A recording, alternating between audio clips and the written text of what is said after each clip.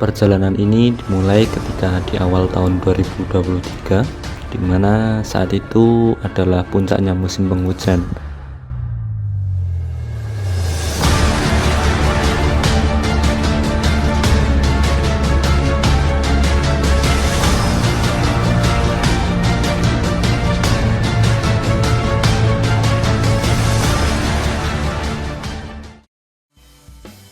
Perjalanan kali ini saya ditemani 3 orang. Yang pertama adalah Miftahul Huda, seorang mahasiswa yang merantau jauh dari Kalimantan hingga kota Solo. Yang kedua adalah Khairul Basyar, seorang pemuda yang memutuskan kuliahnya dan aktivitas sebagai pemangkas rambut di sebuah barbershop di area Yogyakarta.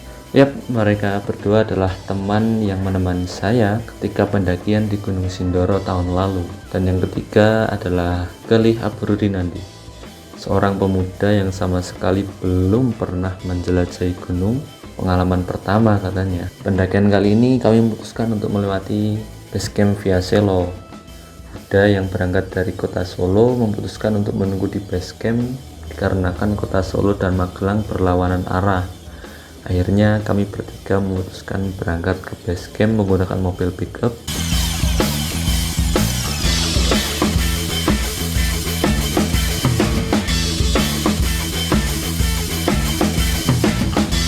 Di tengah perjalanan, kami memutuskan untuk sarapan terlebih dahulu, mengingat belum ada energi yang kami siapkan untuk perjalanan menuju gunung. Oke guys, jadi kali ini sudah lama tidak naik gunung, akhirnya berbulan-bulan menunggu musim yang pas. Akhirnya kali ini saya bersama teman-teman saya. Ada Mas Irul di sana, ada Mas Galih, dan satu lagi teman yang menunggu di base camp. Jadi kali ini kita mau menuju ke gunung. Jadi kali ini agak berbeda, sedikit berbeda. Jadi kali ini kita menuju ke pendakian menggunakan mobil Ferrari warna putih. Dan sekarang kita di mana? Sekarang kita sedang Biasalah. biasalah Di mana kita?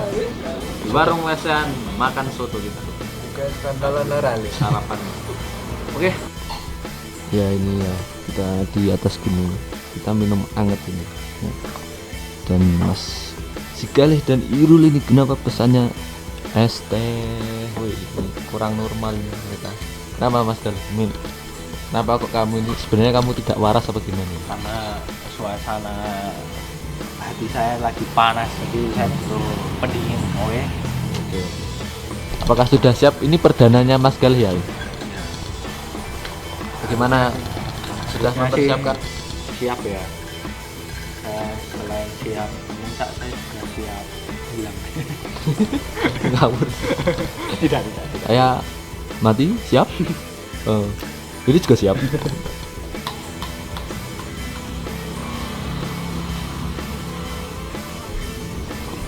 Kita makan dulu Mas Irul. Harapan guys, dan tahu supaya harapan. Apa menu hari ini guys? Soto babat. Setelah selesai sarapan, kami melanjutkan perjalanan menuju base camp. Hingga akhirnya kami bertemu Huda di base camp.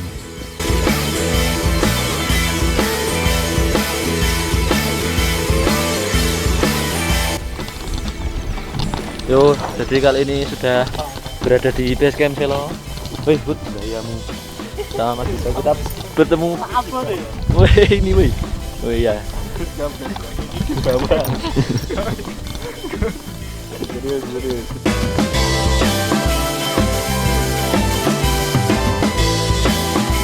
Tak butuh waktu lama, kami langsung saja menyelesaikan registrasi dan juga mendengarkan arahan dari rider tentang aturan dan apa saja yang tidak boleh kami lakukan saat mendaki Gunung Merbabu.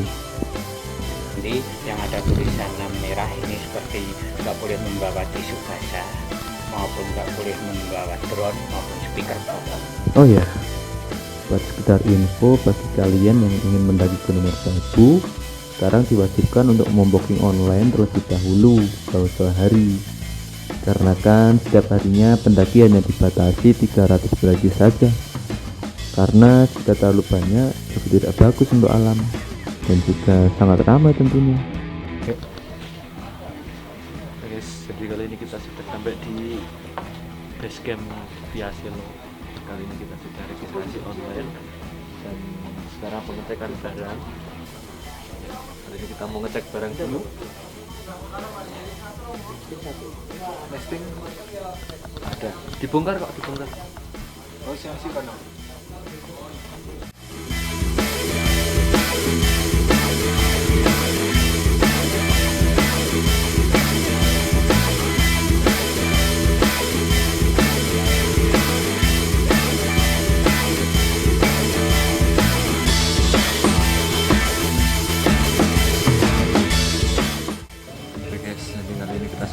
Semua administrasi sama teman-teman. Jadi setiap pendakian kita dapat gelang ini.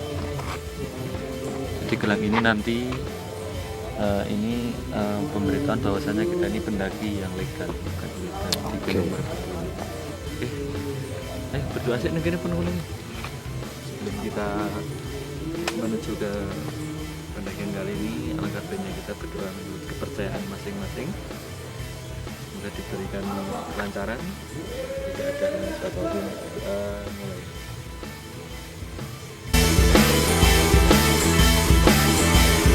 Triangulasi. Go, go, go.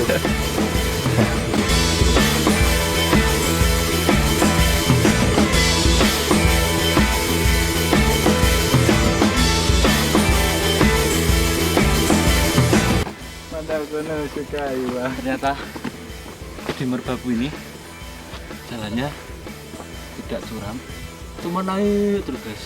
Ya guys. Jadi sangat menguras banyak tenaga. Yuk.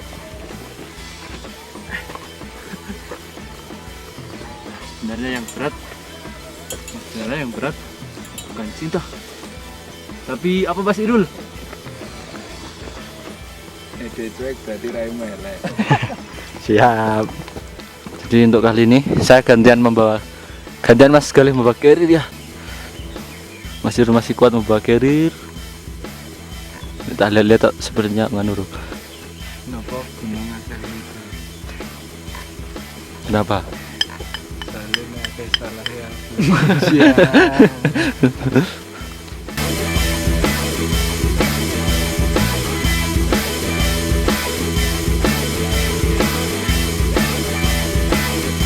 Habis makan roti misalkan terus langsung naik kok balik, itu apa itu? Penyebabnya itu kamu tahu enggak itu? Balik ini maksudnya. Iya, muntah. Kenapa? Itu ada penjelasan ilmiahnya. Oh. Dalam perut kita terdapat berbagai macam bakteri. Oh. Nah, bakteri itu kadang-kadang tuh bergejolak. Ya kalau misalnya lapar, dia tuh berteriak untuk kita tuh memasukkan makanan. Ketika makanan sudah masuk, kita kan kalau misalnya sebagai manusia itu kan makan sampai kenyang. Nafsu. Nah, kalau nafsu itu kan sampai kenyang, sampai perut kita tuh nggak bisa menampung. Ya, kebanyakan overload. Akhirnya muko.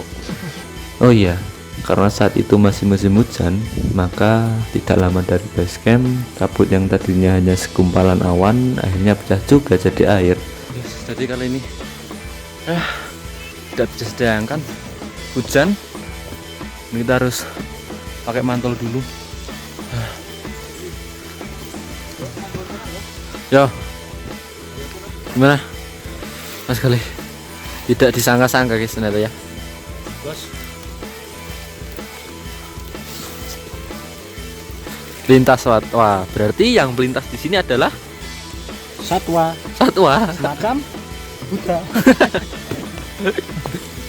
Kita sudah melewati pos 1, jadi tadi kita tidak sempat untuk memvideo karena kebetulan di pos 1 tadi keadaan sedang deras dan kita harus persiapan bawa mantol dan juga mengamankan barang-barang bawaan, jadi kita tidak sempat untuk merekam ya. Begitu Mas Irul?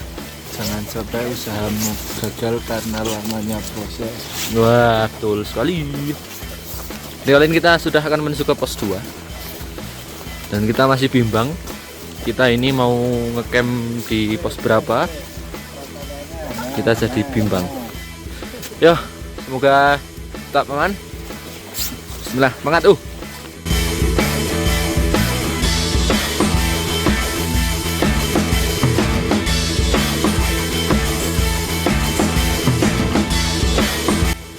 Semakin tinggi kita melangkah, keadaan bukannya membaik, tapi malah semakin parah. Puncak 4 jam. Base camp turun. Pos berapa ini? 2, 3? Pos 3. 40 menit. Madakan sih ya, hujan-hujan sini dulu ya. Padahal gini hujan. Tuh, akhirnya kita sampai di pos 2. Bagaimana Mas Juro perjuangannya? Mantol sampai sobek. Hujan disertai badai hingga akhirnya kita sampai di pos 3. Dan benar saja kata orang-orang, Merbabu adalah gunung yang terkenal dengan badainya, mana tambah hujan lagi. Akhirnya kita sudah sampai di pos 3. Tadi nggak sempat apa namanya direkam ketika buat tenda karena keadaan dingin sekali, sangat dingin dan badai hujan juga. Jadi kita buat 2 tenda tapi karena udah nggak sanggup, ini untuk mendirikan 1 tenda aja butuh waktu kira mau setengah jam lebih, hampir lama. Ini tendanya yang satunya ada di belakang ini. Maka dari itu kita sekarang berempat di dalam 1 tenda, hidupkan kompor ya, menghangatkan diri dulu karena di luar badai. Ternyata badai di Merbabu ini nggak ada lawan. Merbabu nggak main-main ini ya. Ini dan sedikit kesalahan juga ketika barang-barang pakaian tidak dimasukkan ke dalam plastik. Jadi banyak sekali pakaian-pakaian yang basah ya. Termasuk ini celana saya ini ya. Itu basah karena tidak saya masukkan ke dalam plastik ya. Habis ini kita mau mengangkat diri dulu. Setelah stabil suhunya kita mau masak, mau makan, alhamdulillah, dan juga kita istirahat. Kalau memungkinkan, ini gimana Mas Sud? Kalau memungkinkan membangun tenda 1 lagi, apa kita akan membangun atau seperti ini dulu saja? Sepertinya seperti ini ya. Ya jelas lah. Sepertinya memutuskan mendirikan tenda di pos 3 adalah kesalahan besar.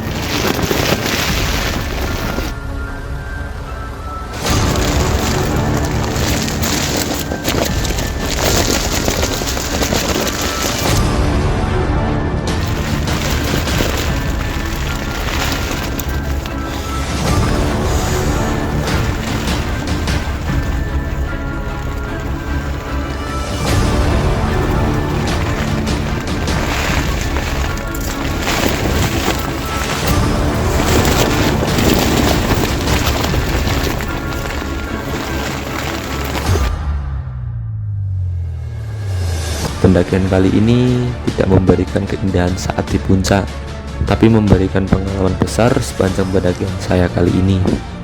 Hujan deras sepanjang trek, 12 jam dalam amukan badai, melawan ego demi menuju puncak.